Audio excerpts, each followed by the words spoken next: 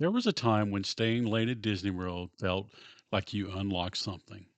The crowds thinned, the music softened, the lights came up, and the best part, you didn't need a special wristband to feel it.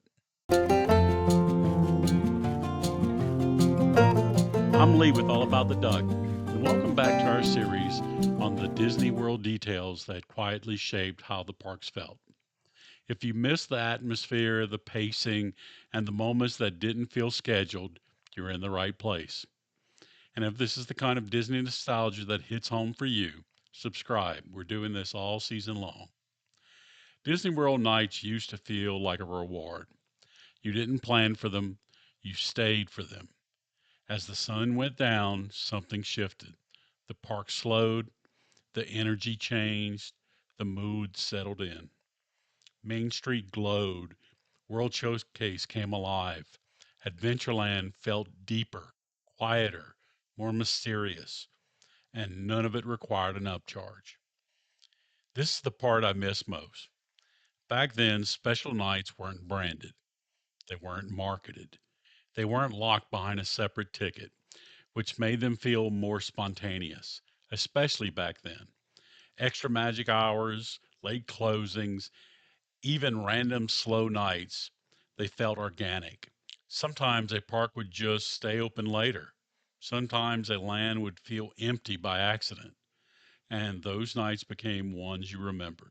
At night, Disney World felt like it trusted you to experience it differently. You noticed details you missed during the day. Music loops felt more intentional. Lighting did more storytelling than signage could ever do. You weren't rushed to beat the heat or chase reservations. You were just there. There's another nighttime example people don't talk about enough: Pleasure Island.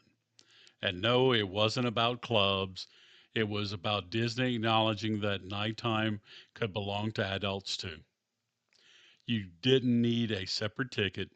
You didn't need a limited time event. If you were staying on property, it was just there. Live music drifting through the streets, comedy shows starting when they started, places you could wander into and back out of without a plan. It felt spontaneous, messy in a good way, alive. And when Pleasure Island closed, Disney didn't just lose a venue, it lost a philosophy. The idea of nighttime magic didn't have to be scheduled, branded, or sold as a premium experience. Today, nighttime still exists, but it's more structured. Hard close times, ticketed events, clear start and stop moments. If something is going to feel special, it's usually labeled as special and sold that way. And while those events can be fun, they don't quite replace the feeling of wandering into a magical night you didn't plan for. When magic is scheduled, it feels different. Not worse, just different. Older Disney nights felt like the park was slowly exhaling.